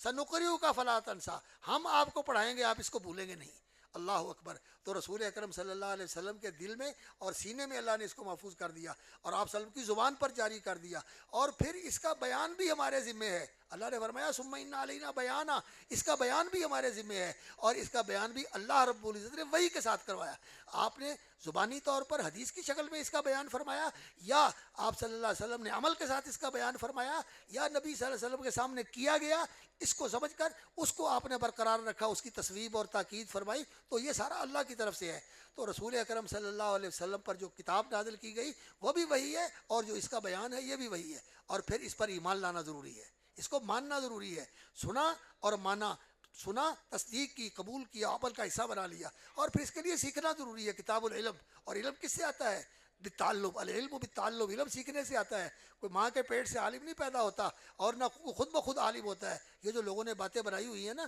کہ جی فلاں جو ہے وہ ماں کے پیٹ سے ہی عالم بن کے آیا تھا، یا اس کے اوپر یہ علم القاء ہو گیا تھا، نہیں، جبرائیل علیہ السلام نے محمد الرسول اللہ کو سکھایا صلی اللہ علیہ وسلم، اور محمد الرسول اللہ صلی اللہ علیہ وسلم نے اپنی امت کو سکھایا، یعلمکم الکتاب والحکمہ، اور آپ صلی اللہ علیہ وسلم نے فرمایا کہ علم سیکھنے سے آتا ہے، تو علم سیکھے بغیر نہیں آتا۔ اور کئی لوگ جو دعویٰ کرتے ہیں وہ جاہل ہیں اور جہالت کی باتیں کرتے ہیں، لوگ ان کو سر پہ اٹھائے پھرتے ہیں۔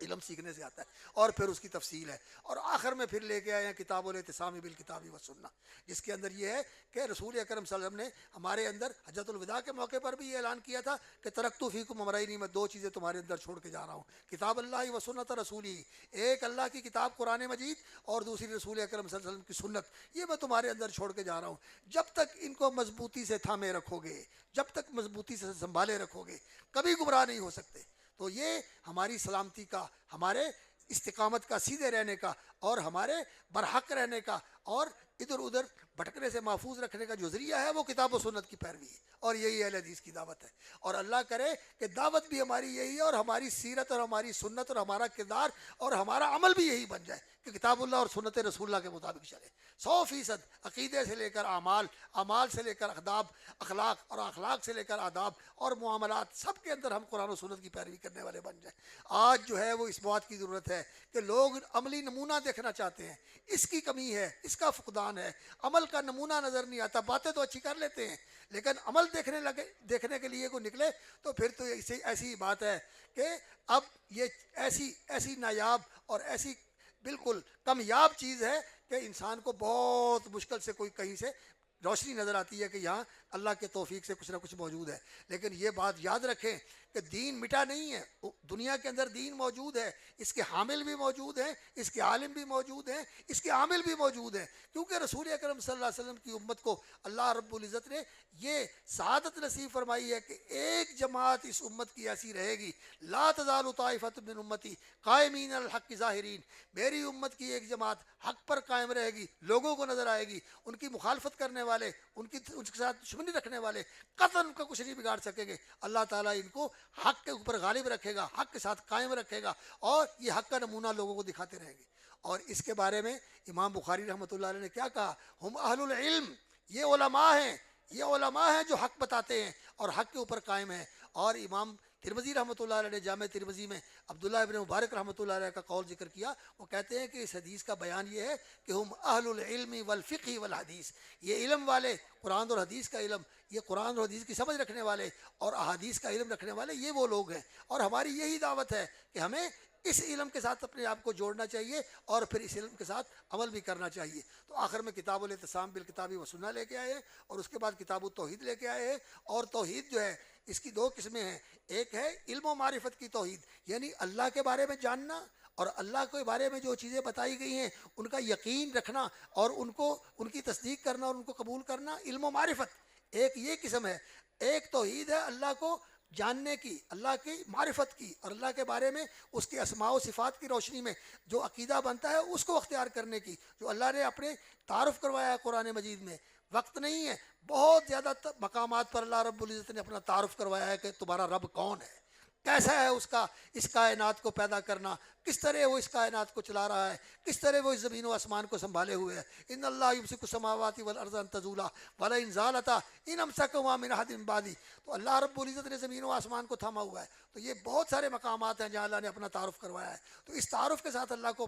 ماننا، پہچاننا، اور پھر جو اس کا حق ہے کہ اس کی بندگی کی جائے اس کو ادا کرنا، پھر جو چیزیں اللہ کو پسند ہیں ان کا اہتمام کرنا، جو ناپسند ہے ان کو چھوڑ دینا، یہ اللہ کے علم و معرفت کی یہ توحید ہے۔ اور دوسری توحید ہے توحید الطلب والقصد، کہ انسان اللہ کی رضا کا طالب ہو، اللہ کی خوشنودی کا طالب ہو، اور اللہ کی ذات کے لیے، اللہ کے چہرے کے لیے، اللہ کی خوشنودی کے لیے کام کرے۔ جو اس کی زندگی کا کام ہے صرف اس لیے ہو کہ میرا اللہ مجھ سے راضی ہو جائے، میرا اللہ مجھ سے راضی ہو جائے، اللہ تعالیٰ مجھ سے راضی ہو کر اپنے بندوں میں مجھے شامل کر لے۔ صحابہ کرام کی وہ جماعت ہے جن کو اللہ نے زندگی کے اندر اپنی رضا کا سرٹیفکیٹ دے دیا، رضی اللہ عنہم ورضوا عنہ۔ لیکن ایک بہت بڑی بات ہے اسی آیت کے اندر، والسابقون الاولون من المہاجرین والانصار والذین تبعوہم باحسان رضی اللہ عنہم ورضوا عنہ۔ مہاجرین اور انصار، السابقون الاولون، جنہوں نے 2 ہجرتیں کی، جنہوں نے دونوں قبلوں کی طرف نماز پڑھی، یہ سابقون ہیں، یہ سابقون ہیں۔ السابقون الاولون من المہاجرین والانصار، یہ مہاجر اور انصار، والذین اتبعوہم، جو ان کے بعد ایمان لائے حدیبیہ کے موقع پر، جنگ فتح مکہ کے موقع پر، اور اسی طرح دوسرے مواقع پر جو رسول اکرم صلی اللہ علیہ وسلم کے صحابہ کے ساتھ شامل ہوئے وہ بھی اس میں شامل ہیں، اور جو قیامت تک صحابہ کے طریقے پر چلتے ہیں وہ بھی اس میں شامل ہیں کہ رضی اللہ عنہم ورضوا عنہ، اس میں یہ بھی آ جاتے ہیں۔ اور پھر نبی صلی اللہ علیہ وسلم کی ایک اور حدیث ہے جس میں آپ صلی اللہ علیہ وسلم نے فرمایا، فی کل قرن من امتی السابقون، میری امت کے ہر دور میں، میری امت کے ہر زمانے میں یہ سابقون کی جماعت رہے گی۔ اہل حدیثو،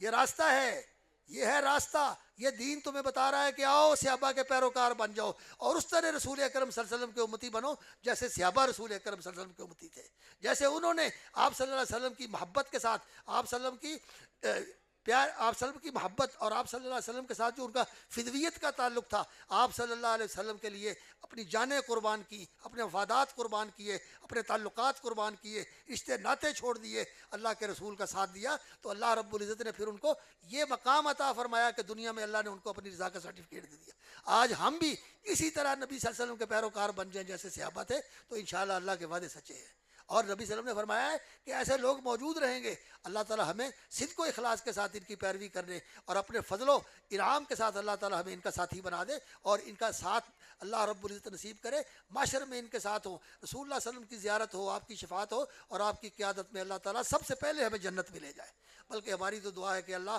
بے شک گناہ گار ہیں لیکن تیرے نبی سے پیار کرنے والے ہیں، تیرے دین سے محبت رکھنے والے ہیں، اور تیرے بندوں کے لیے خیر خواہی کے جذبات رکھنے والے ہیں، سب کے لیے ہمارے دل میں خیر خواہی کے جذبات ہیں۔ ہم چاہتے ہیں کہ ہم سارے جنت کے راستے پہ آ جائیں، اللہ تعالیٰ ہمیں جہنم سے بچا لے۔ ہمارا سب کا یہی سب سے بڑا مسئلہ ہے اور یہی سب سے بڑی خواہش ہے، اور ہم اپنے لیے بھی یہی چاہتے ہیں اور پوری دنیا کے انسانوں کے لیے چاہتے ہیں، اور امت محمد صلی اللہ علیہ وسلم کے اندر جتنے بھی لوگ ہیں ہم سب کے لیے یہی چاہتے ہیں کہ یا اللہ ہمیں جہنم کے راستے سے ہٹا کر، جہنم والے اعمال سے ہٹا کر جنت کی راہ پہ لگا دے اور جنت والے اعمال نصیب فرما دے، اور رسول اللہ صلی اللہ علیہ وسلم کی شفاعت کے ساتھ ہمیں جنت میں داخل کروا دے۔ آپ صلی اللہ علیہ وسلم کی رفاقت اور قرب نصیب فرما، اور آپ صلی اللہ علیہ وسلم کی قیادت میں آپ صلی اللہ علیہ وسلم کے ساتھ پھر یا اللہ اپنی زیارت نصیب فرما، اور اپنے چہرے کا دیدار نصیب فرما، اور اپنی رضا نصیب فرما۔ تو پھر کتاب التوحید لے کے آئے ہیں، اور دین کی بنیاد توحید ہے، دین کی بنیاد توحید ہے، اور ساری نیکیوں کی بنیاد بھی توحید ہے۔ توحید کا معنی کیا ہوتا ہے؟ اللہ کو ایک ماننا، الہکم الہ واحد لا الہ الا ہو، اللہ رب العزت الفرد الصمد، اللہ رب العزت ایک اکیلا تنہا اور یکتا ہے، الصمد بے نیاز ہے، کوئی ضرورت نہیں اس کو، کسی چیز کا سہارا نہیں چاہیے، کوئی اس کا احتیاج نہیں، بالکل غنی ہے، کسی چیز کا محتاج نہیں، قادر ہے، مقتدر ہے، اور اللہ اکبر قوی ہے، غالب ہے، اور جو چاہے کرتا ہے، علامہ یشاء قدیر، اور جسے چاہے جو چاہے بنا دے، کسی کے لیے کوئی گنجائش نہیں ہے کہ وہ کہے کہ میں نہیں کرتا، ایسا نہیں ہو سکتا۔ تو اللہ رب العزت کو ایک ماننا اپنی ذات میں، ایک ماننا اپنے مقام میں، ایک ماننا اپنی صفات میں، ایک ماننا جو اس کا حق ہے وہ صرف اسی کے لیے ہے، وہ کسی اور کے لیے نہیں جا سکتا، کسی اور کو اس میں شریک نہیں بنایا جا سکتا۔ یہ اللہ کی توحید ہے، یہ دین کی بنیاد ہے۔ سارے نبیوں کی دعوت یہی تھی، سارے نبیوں کی دعوت یہی تھی، اور قرآن مجید کا بھی بیان یہی ہے کہ اس توحید کو انسان قائم کر لے، اس توحید کو انسان اپنے اندر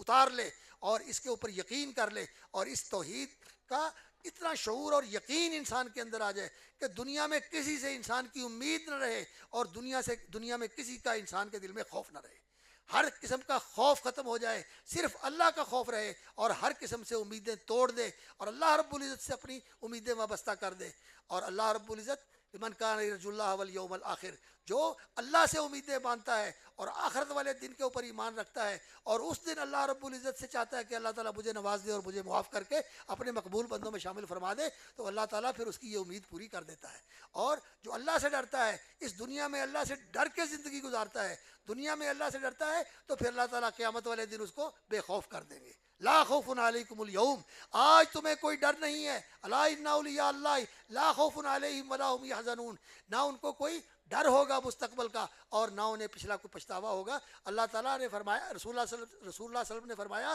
اللہ تعالیٰ بندے کے اوپر دو خوف جمع نہیں کرتا، جو دنیا میں اللہ سے ڈرتا ہے وہاں نہیں ڈرے گا، جو یہاں نہیں ڈرتا آگے جا کے اس کو خوف ہوگا۔ تو آج اللہ کا خوف ہو، یہ توحید ہے، امیدیں ساری اللہ سے وابستہ کریں، اور بڑائی کبریائی اس کے لیے ہے، عظمت و جلال اس کے لیے ہے، حکم اس کا چلتا ہے پوری کائنات کے اندر، اسی کا حکم کار فرما ہے، ان الحکم الا للہ، یہ ہے تکوینی حکم، اور شرعی حکم بھی، شریعت سازی بھی اللہ کا حق ہے، اور اللہ رب العزت نے جو دین مقرر کر دیا ہے اسی دین کے اوپر ہم نے چلنا ہے۔ اور پھر آخر میں جو باب لے کے آئے ہیں کتاب التوحید کی تفصیلات، اللہ اکبر، بات ذرا پھیل گئی، بس میں ختم کرتا ہوں۔ تو آخری باب جو امام بخاری رحمۃ اللہ لے کر آئے ہیں، باب قول اللہ تعالیٰ ونضع الموازین القسط لیوم القیامہ، فرمایا اللہ تعالیٰ کا یہ فرمان ہے، بیٹا جب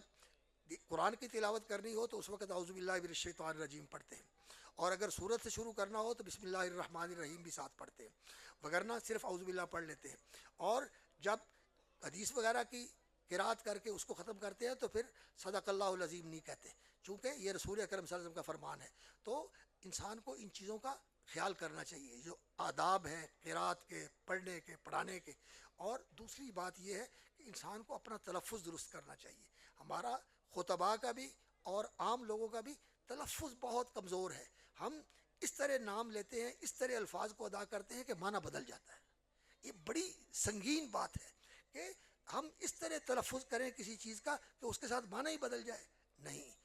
جیسے محمد الرسول اللہ، ہاں ہے محمد الرسول اللہ، ہم اس کو آنکھوں والی ہاں بنا کے، لاہور والی ہاں بنا کے، ہائے حوض بنا کر اس کو پڑھ دیتے ہیں، تو اس کا تو معنی ہی اور ہو جاتا ہے، بالکل معنی بدل جاتا ہے۔ اس لیے تلفظ کو اپنے صحیح کرو اور صحیح پڑھا کرو، صحیح قرات کیا کرو، کیونکہ یہ حدیث ہے۔ حدیث کی قرات بالکل ایسی ہونی چاہیے جو اصول کے اور قواعد کے مطابق ہے، کیوں اگر غلط پڑھے گے تو پھر تو بڑی جرم والی بات بن جاتی ہے۔ تو امام بخاری رحمۃ اللہ علیہ یہ آخری باب لے کر آئے ہیں، باب قول اللہ تعالیٰ، یا باب قول اللہ تعالیٰ، یعنی فیہ قول اللہ تعالیٰ ونضع الموازین القسط۔ اور امام بخاری کا یہ طریقہ ہے کہ وہ اپنی اس کتاب کے اندر قرآن کی آیات لے کے آتے ہیں، پہلے باب میں وحی کی آیت لے کے آئے اور اس میں میزان کی آیت لے کے آئے، جو جامع ترین آیت ہوتی ہے اس کو ذکر کرتے ہیں، یہ بتانے کے لیے قرآن اور حدیث دونوں ایک ہیں، اللہ کی طرف سے آئے ہیں، دونوں ایک دوسرے کی تصدیق اور تائید اور ایک دوسرے کی تفصیل اور توضیح بیان کرنے والے ہیں۔ باب قول اللہ تعالیٰ ونضع الموازین القسط لیوم القیامہ، اللہ کا یہ فرمان کہ ہم قائم کریں گے الموازین القسط، ترازو انصاف والے، یعنی انصاف کرنے والے ترازو جو پورا پورا انصاف کریں گے، یعنی چھوٹی سے چھوٹی چیز بھی وہاں تل جائے گی، اس کا وزن ہو جائے گا اور وہ اس کی بتا دیں گے کہ اس کی حیثیت کیا ہے، اس کا وزن کیا ہے، اس کی قیمت کیا ہے۔ ایسا میزان اللہ تعالیٰ قائم کریں گے۔ اور علماء کہتے ہیں کہ اس میزان پر ایمان رکھنا یہ بھی ایمان کا حصہ ہے۔ قیامت والے دن میزان اللہ رب العزت قائم کریں گے اور نیکیاں بھی تولی جائیں گی اور برائیاں بھی تولی جائیں گی۔ جس کی نیکیاں بھاری ہو جائیں گی وہ کامیاب ہوگا اور جس کی برائیاں اور بدیاں بھاری ہو جائیں گی وہ ناکام ہوگا۔ اللہ رب العزت ہماری نیکیاں ایسی بنائے کہ جو میزان حسنات کے اندر رکھی جائیں، اللہ تعالیٰ اپنی رحمت سے ہمیں خوش نصیبوں میں فرما دے جو مفلحون ہیں۔ اما من ثقلت موازینہ، جو جن کے ترازو بھاری ہو جائے گے نیکیوں کے، اولئک هم المفلحون، اور جن کے نعوذ باللہ برائیوں والے ترازو بھاری ہو جائیں گے تو وہ لوگ پھر خاسرون، خسارہ پانے والے ہیں۔ بلکہ ہم تو سچی بات ہے دعا کرتے ہیں جو رسول اکرم صلی اللہ علیہ وسلم نے فرمایا تھا کہ اللہ رب العزت نے میری امت کے 70,000 بندوں کا میرے ساتھ وعدہ کیا کہ میں ان کو بغیر حساب کے جنت میں داخل کروں گا۔ اور پھر رسول اکرم صلی اللہ علیہ وسلم نے فرمایا کہ اللہ نے مزید کرم فرمایا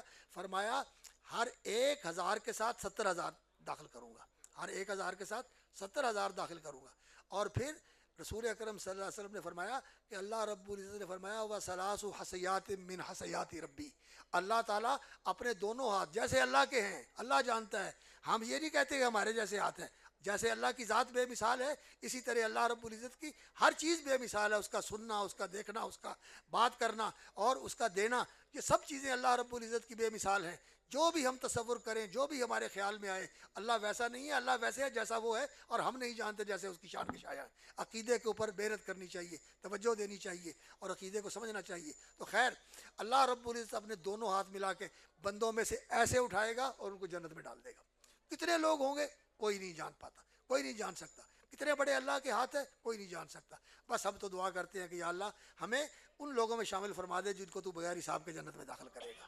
اللہ اکبر۔ تو واب قول اللہ تعالیٰ ونضع الموازین القسط لیوم القیامہ، قسط کا معنی ہوتا ہے انصاف، لیوم القیامہ لحساب یوم القیامہ یا لاجل یوم القیامہ، قیامت کے دن کے حساب کے لیے، یا قیامت کے دن یعنی قیامت کے دن کے وقت، توقید کے لیے آیا ہو لام، توقید کے لیے بھی آتا ہے اور فی کے معنی میں بھی آتا ہے، قیامت کے دن میں ایسا کریں گے یا قیامت کے دن حساب کے لیے ایسا کریں گے، اور توقید کے لیے بھی آتا ہے یعنی توہمت آیات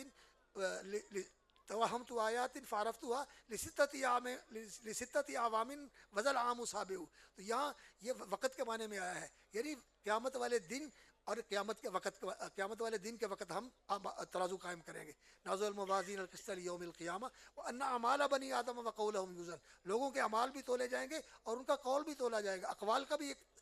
نسخہ ہے، لیکن قول کا لفظ جو ہے یہ قرآن مجید کے مطابق ما یلفظ من قول الا لدیہ رقیب عتید، جو ہم بات کرتے ہیں یہ بھی محفوظ ہو جاتی ہے، جو عمل کرتے ہیں یہ بھی محفوظ ہوتا ہے، لکھا بھی جاتا ہے، لکھ کے بھی محفوظ ہوتا ہے۔ اور یہ جو فضا ہے یہاں اللہ رب العزت نے خود کار کیمرے لگائے ہوئے ہیں، ربانی کیمرے، یہ ویڈیو والے کیمرے نہیں جو ہاں ڈیلیٹ ہو جاتے ہیں، یہ جن کے اندر کوئی غلط بات بھی شامل کر دی جاتی ہے اپنی طرف سے بنا کے۔ اللہ رب العزت نے ایسا نظام بنایا ہوا ہے کہ ہمارا عمل بھی محفوظ ہوتا ہے، ہماری زبان کے نکلے ہوئے بات بھی محفوظ ہوتی ہے، قول بھی محفوظ ہوتا ہے، اور قیامت والے دن ہمارے بول بھی سامنے آ جائیں گے، ہمارے عمل بھی سامنے آ جائیں گے۔ انسان دیکھے گا کہ یہ کتاب کیسی ہے، مالی حاضر کتاب لا یغادر صغیرۃ ولا کبیرہ، کہ اس کتاب نے کچھ نہیں چھوڑا، سب کچھ لکھا ہوا ہے، وجدوا ما عملوا حاضرا، اور جو عمل ہے وہ بھی سامنے آ جائے گا، وہ بھی سامنے آ جائے گا۔ اس لیے انسان کو اپنے عمل پر بھی توجہ دینی چاہیے کہ عمل بھی شریعت کے مطابق ہو، اور بات پر بھی توجہ دینی چاہیے کہ اللہ کی ناراضگی کی کوئی بات نہ ہو۔ غیبت نہیں ہونی چاہیے، بدزبانی نہیں کرنی چاہیے، جھوٹ نہیں بولنا چاہیے، کسی کو ذلیل کرنے کے لیے کوئی بہتان نہیں باندھنا چاہیے، زبان پر کنٹرول کر لیں۔ یہ زبان کی کاٹ اور زبان کی کمائی جو ہے انسان کو اوندے منہ جہنم کے اندر لے جائے گی۔ اللہ تعالیٰ ہمیں اس سے محفوظ رکھے۔ وَأَنَّ مَالَ بَنِي آدَمَ وَقَوْلَهُمْ يُوزَنْ وَقَالَ مجاہد القسطاس والعدل بالرومیہ، رومی زبان میں قسطاس کا لفظ جو ہے عدل کے معنی میں استعمال ہوتا ہے، لیکن یہ کیا رومی زبان سے لے کر قرآن میں ہے؟ نہیں، یہ قرآن عربی زبان کا ہے، اور عربی زبان کا جو لفظ ہے یہ رومی زبان کے ساتھ ملتا ہے، یا عربی سے ادھر چلا گیا ہے، یہ ہو سکتا ہے، لیکن غیر عربی کا کوئی لفظ قرآن مجید میں نہیں ہے۔ یہ صحیح موقف ہے، اور یہی سب سے معتبر اور سچا موقف ہے۔ اللہ رب العزت نے قرآن مجید کو عربی زبان میں نازل کیا، بلسان عربی مبین۔ وقال مجاہد القسطاس والعدل بالرومیہ ویقال، اور امام بخاری رحمۃ اللہ علیہ ساتھ ساتھ لغت کے اور فقہ کے اور اصول کے مسائل بھی بیان کرتے جاتے ہیں۔ یہاں لغت کی ایک بات انہوں نے سمجھا دی، قسط کا لفظ جو ہے یہ قرآن مجید میں استعمال ہوا ہے، اور مقسط کا لفظ بھی استعمال ہوا ہے، قاسط کا لفظ بھی استعمال ہوا ہے۔ تو قسط کا لفظ جو ہے یہ عدل کے معنی میں استعمال ہوتا ہے، کونوا قوامین بالقسط۔ اللہ رب العزت نے فرمایا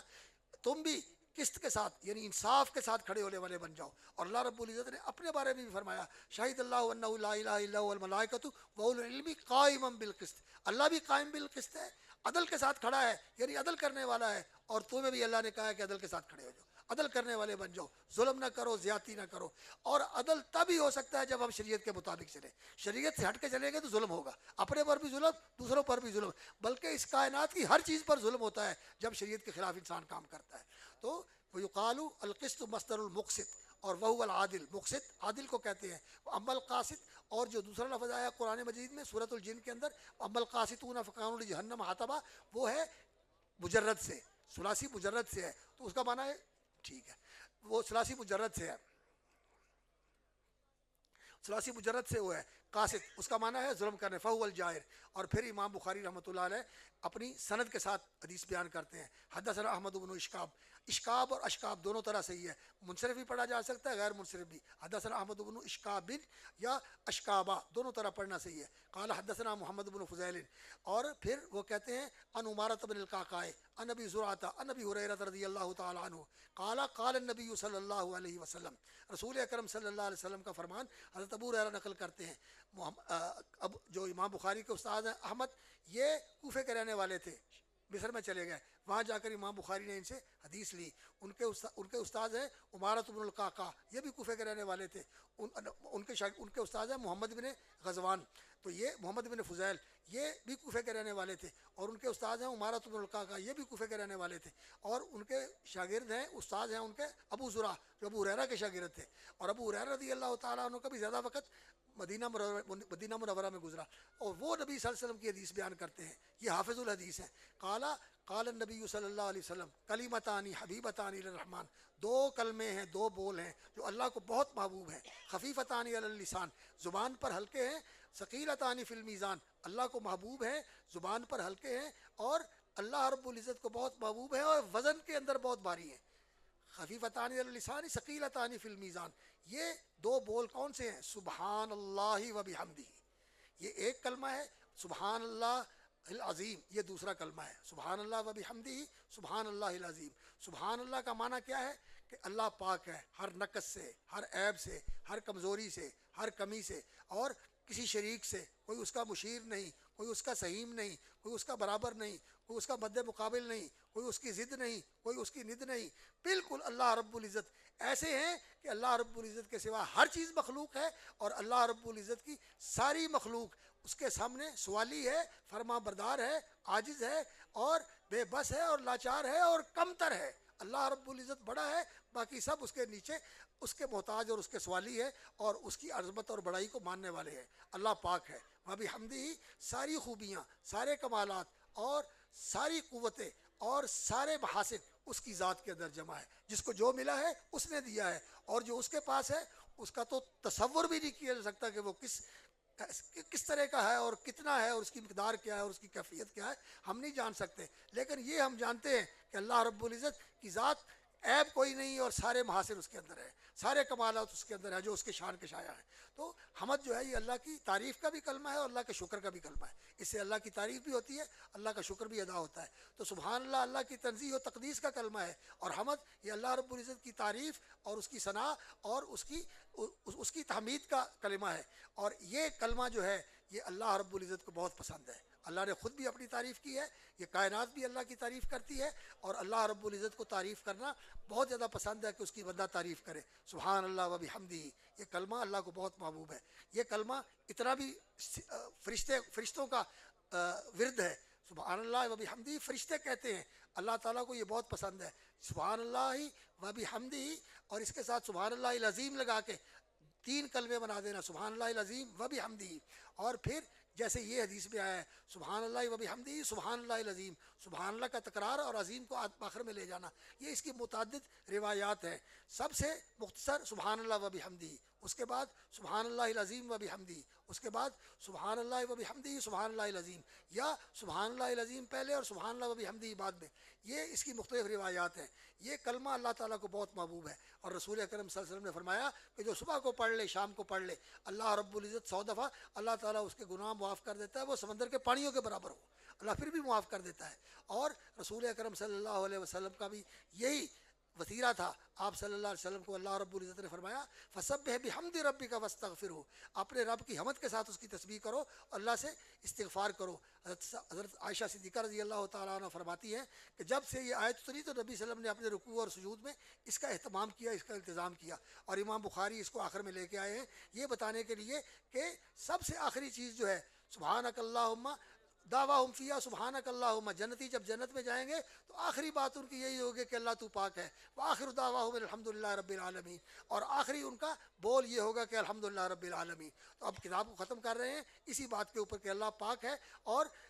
اس کے لیے حمد ہے۔ ہم بھی یہی کہتے ہیں کہ سبحانک اللہم و بحمدک اشہد ان لا الہ الا انت استغفرک واللہم اتوب الیک۔ یہ ادارہ جو ہے مرکز نداء الاسلام، اللہ تعالیٰ اس کو واقعتاً اسلام کا مرکز بنا دے، اسلام کی دعوت کا مرکز بنا دے، اسلام کی تعلیم اور تربیت کا مرکز بنا دے، اور یہ جو بیٹے ماشاءاللہ فارغ ہوئے ہیں اللہ رب العزت کو عالم بعمل بنا دے، اور اللہ رب العزت ان کے علم میں، ان کی زندگیوں میں صحت برکت کے ساتھ اضافہ فرمائے۔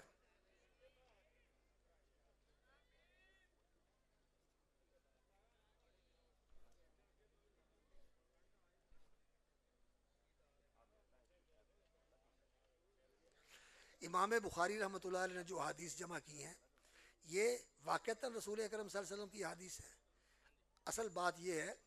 کہ رسول اکرم صلی اللہ علیہ وسلم اس دنیا میں آئے، اور آپ صلی اللہ علیہ وسلم اللہ کے نبی تھے، اللہ کے رسول تھے۔ یہ کس سارے ہمیں معلوم ہے، خبر ملی ہے نا،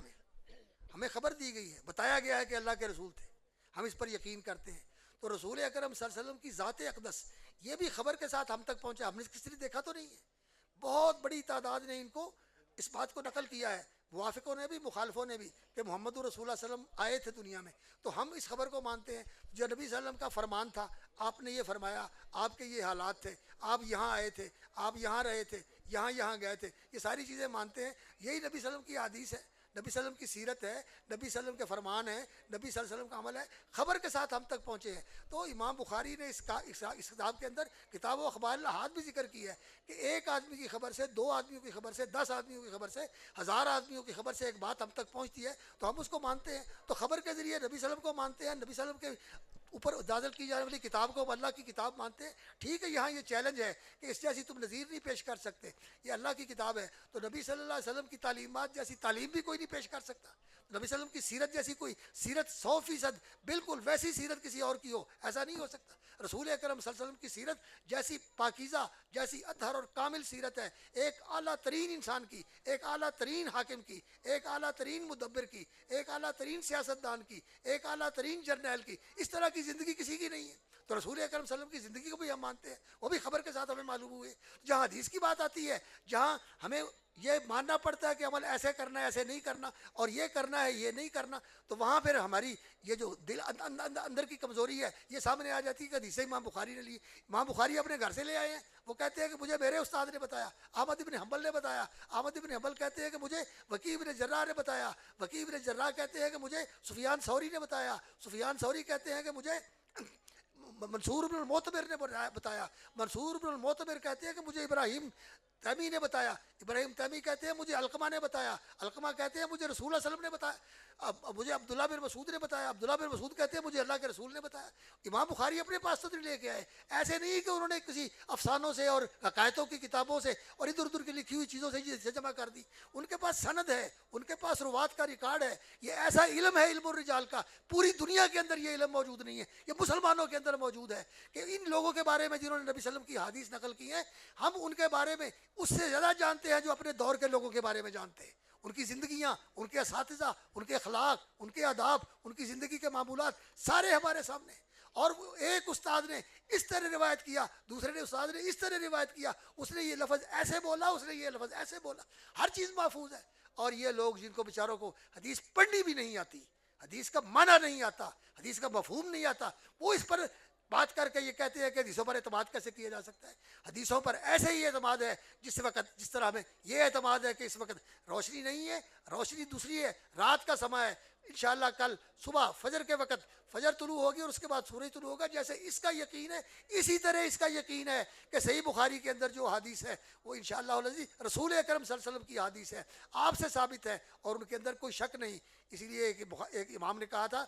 انہوں نے کہا تھا اگر کوئی آدمی یہ قسم کھا لیتا ہے کہ اگر صحیح بخاری کے اندر جو مرفوع اور متصل مسند احادیث ہیں ان میں سے کوئی ایسی حدیث ہو جو رسول اکرم صلی اللہ علیہ وسلم سے ثابت نہیں ہے تو میری بیوی کو طلاق ہو جائے،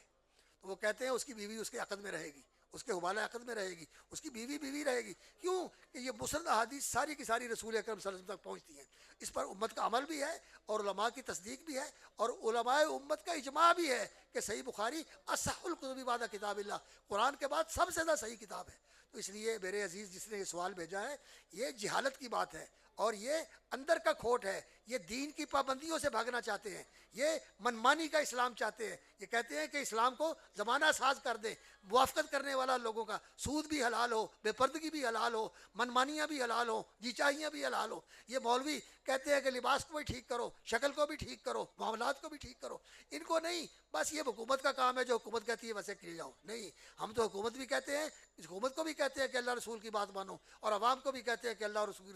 رسول کی بات مانو، اسی میں تمہاری سعادت ہے، اسی میں تمہاری سلامتی ہے، اسی میں تمہارا عروج ہے، اسی میں تمہاری ظفر مندی ہے کہ دین کے مطابق چلو، اللہ تعالیٰ تمہیں دنیا بھی نواز دے گا، آخرت میں بھی نوازے گا اور انشاءاللہ اللہ تعالیٰ تمہیں سر بلند اور اللہ رب العزت سرفراز فرما دے گا۔